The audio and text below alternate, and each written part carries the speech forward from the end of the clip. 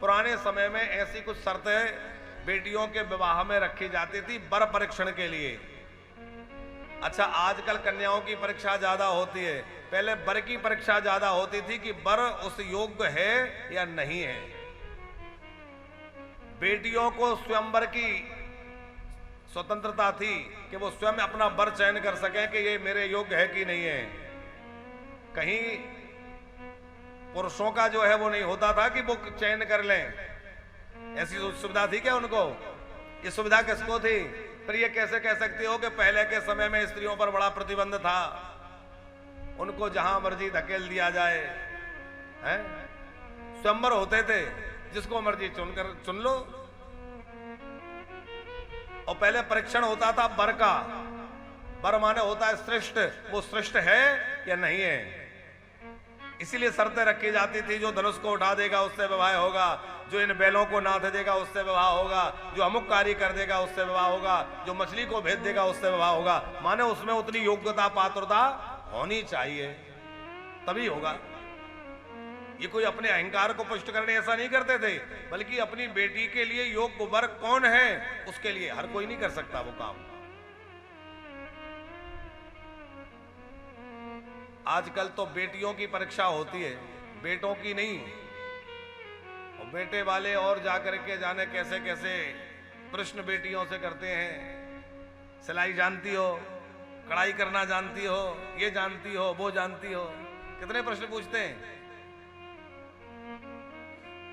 एक बार बाबूजी, एक लड़का कहीं विदेश में रहता था, उसके परिवार वालों ने कहा भाई आ जाओ तुम्हारा शादी ब्याह कर दें।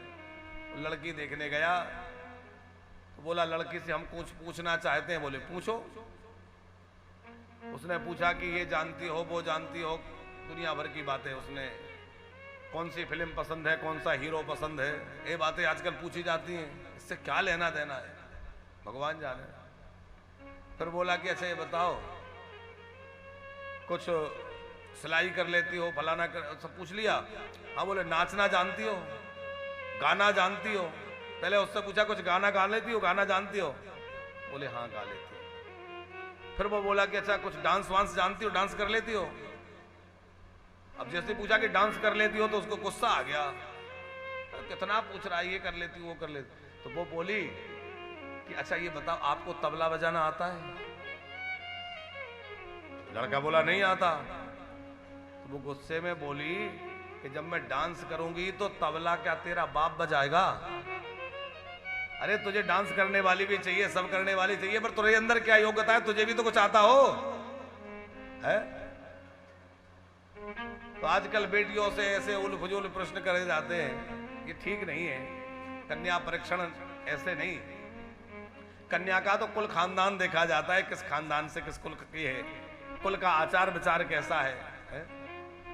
और वर की श्रेष्ठता के लिए वर का परीक्षण होता है। तो राजा नग्नजित जो थे उन्होंने एक प्रण ले लिया कि 7 बैल मेरे यहां हैं, इनको एक बार में जो नाथ देगा मैं उससे बेटी का विवाह करूंगा। अब वो तमाम राजकुमार तमाम लोग आए, हाथ पैर तोड़वा के चले गए, कोई नहीं कर सकता था। राजा नग्नजित बोले प्रभु मेरी बड़ी इच्छा है कि आपसे विवाह हो जाए, पर क्या करूं मेरी शर्त बीच में आ रही है। ठाकुर जी बोले कोई बात नहीं, हम शर्त पूरी कर देते हैं। ठाकुर जी के लिए कोई बड़ा काम तो था नहीं, पल भर में 7 बैलों को एक साथ नाथ दिया। अरे बोले कई लोग तो ये सोचने लगे भैया बचपन में खूब गैया चराई है, पुराना अभ्यास है? उसके बाद बड़े प्रेम पूर्वक जो है महाराज नग्नजित ने अपनी बेटी सत्या का विवाह भगवान द्वारिकाधीश से कर दिया।